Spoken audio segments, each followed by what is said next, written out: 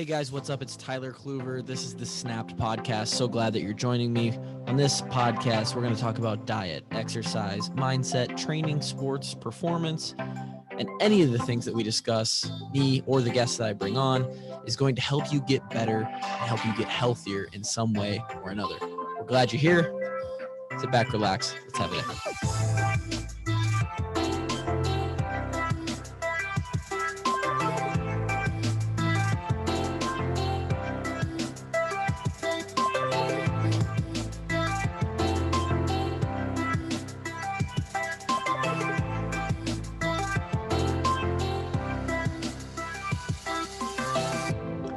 We're back, baby. Let's go.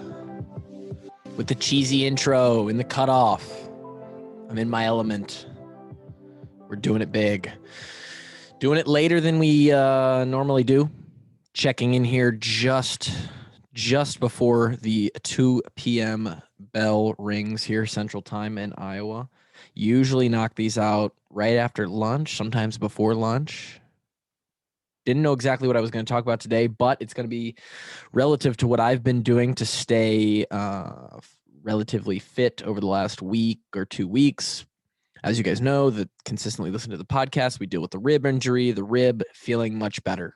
As an update, the rib feeling much better. Feels less like it's turned sideways, feels more like it's supposed to. My rib for 3 weeks was like, I just woke up every day and my rib was just double birding me. You think you're going to have a good day. You're wrong. That was my rib. But it's better now. Now the wife, not that she could really stop me, isn't real keen on me working out full go yet with weight for another week and a half here. That'll mark about at least 4 weeks from the last time I worked out with weights. Yada yada. We kind of already went over all this, but we're nearing in on more weight work soon. All right. So if you're watching the YouTube version, which is none of you, the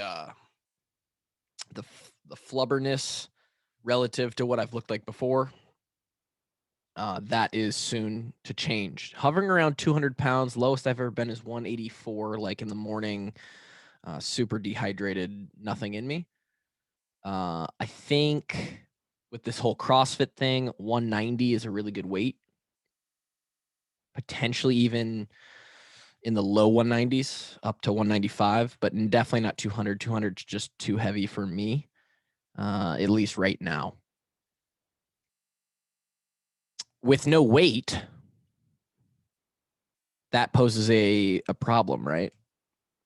And that is minimum effective dose of working out. How do you, that's today's topic, is minimum effective dose. We'll go over that in a second and probably more in detail on several episodes of this podcast as we continue to create it. But today we're going to go over the general idea of some people just want, for the rest of their life, in fact, a lot of people fall into this category because people just hate working out. They're not, it's not the most fun for most people. And I understand that. So what's the least amount of work I can do while still getting the greatest amount of benefit? Essentially is what most people are going to fall into. This is the category that 95% of people are going to fall into at some point in their life, right? Sheesh. This is the category that 95% are going to fall into by the time they're 25. And then after that, maybe 30. Then after that, even those who continue to stay competitive or athletic or competing in something, or at some point, you're 60, you're 65, you just want to do the minimum required work to get the most health benefit. That's minimum effective dose. How little can I do to get the best results? And there's a lot of studies done on this. And here's my thoughts on it. During the winter, I was playing around with a lot of this. I just recently got that Echo bike from Rogue. Incredible piece of equipment, first of all. You need, in my mind, and I'm dead serious when I say this, to be very lean and muscular and look like most people when they see like an Instagram influencer like that. You know, most people who have like abs and muscles, I truly believe that with the correct diet, which is 90% of this, maybe 85% of this equation, which sucks for most people. But if you get the correct diet, all you have to do physical activity wise is move for about 30 to 45 minutes a day. And equipment wise, to do that moving, I don't think you need anything more than a single dumbbell and maybe a band or a pull-up bar that goes over a door frame or something, right? Not even. Something, it's much easier to do pushing movements and kind of leg movements, obviously, without a pull-up bar, but without a pull-up bar, you can't do anything that's real pulling. I think if you got a pull-up bar or a band to hook to something that you could pull for resistance, do lat pull downs, you could do straight arm pull downs, you could do rows. You can always find something to do a body weight row on. Honestly, I don't even know if you need the pull-up bar. I think you need one dumbbell and you could be ripped for the rest of your life and be extremely healthy because everybody has access to stairs and everybody, no matter where you're starting from, this is not true. Most people can baseline walk for a very short amount of time, a very short distance, right? And that's all you need to start with. You can be absolutely, you can look better than 99.9% of the population and function better than 99.9% of the population with a dumbbell. For women, that's going to range somewhere between 20 and 30 pounds. And for men, that's going to range somewhere between 40 and 60 pounds. One dumbbell, a set of stairs, and your body. And that's all you need. A crap load of hydration. I'm talking minimum a half gallon if you're a woman, 3/4 gallon if you're a man, and then a really, really clean diet that's dialed in scientifically and mathematically. That's all you need. And that's the answer, right? That's the answer you're looking for. It's like, how little can I do and still look good? Well, that's the answer. And then the question begs is why do I need like a yoga membership and a lifetime membership and a Anytime Fitness membership and then a powerlifting membership, and you don't. It's nice to have variety. It's definitely nice. It's going to be a whole lot easier mentally, probably emotionally, probably physically, to have access and resources that diversify your stimulus, but you don't need it. A dumbbell, stairs, maybe I think my stairs are like 13 steps up one flight and then turn the corner and it's 13 steps up to the third floor. So 20 stairs, a dumbbell, and the open road. Because even then, if you live somewhere where it's cold, a dumbbell you can work with inside. It's not going to be too heavy. You can do a bunch of reps. So you're not slamming it down on your floor.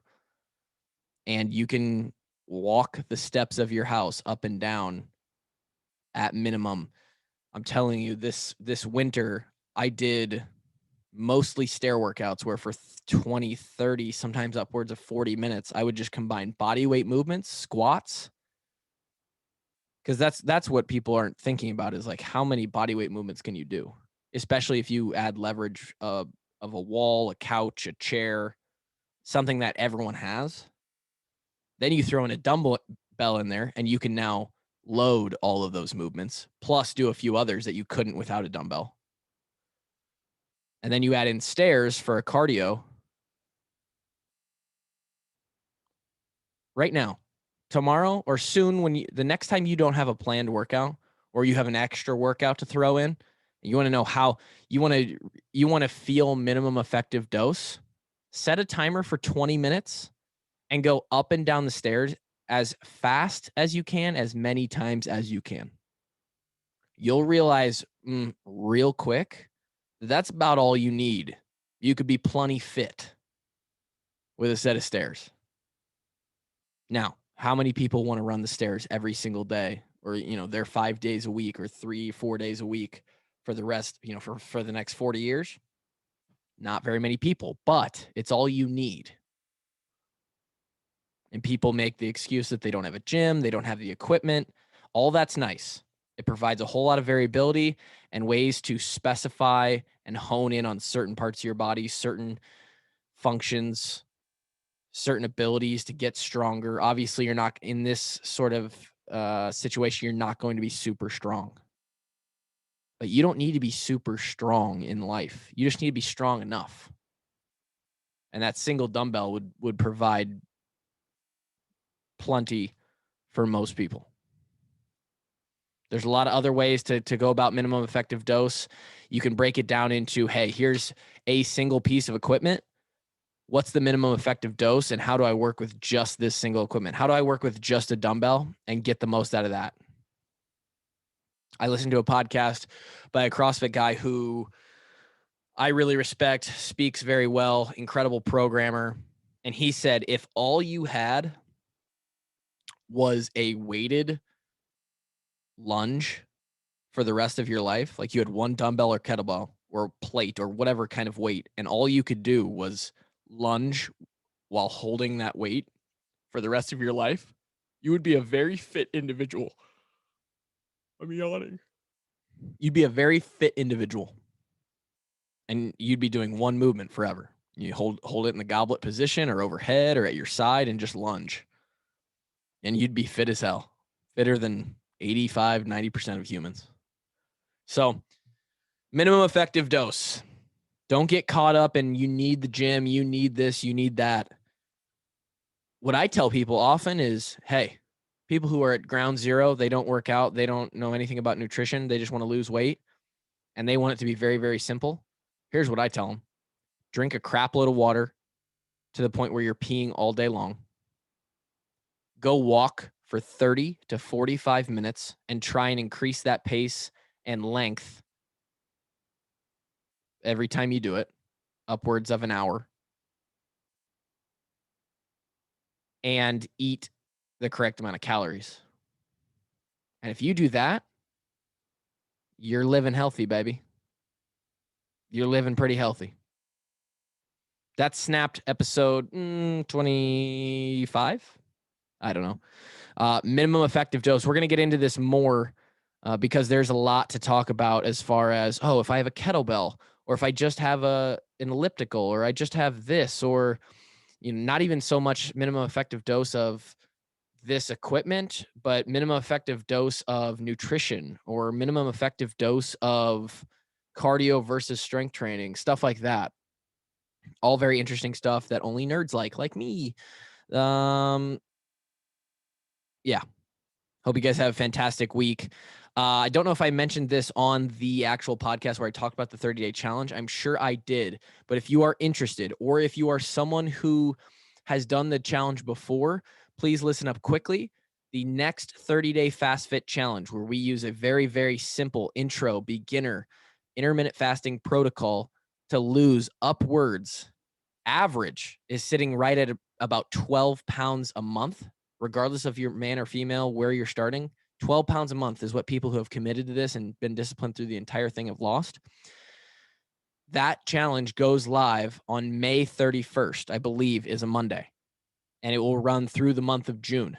The June 30-day challenge.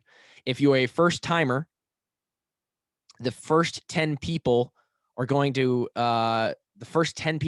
get a code for 25% off.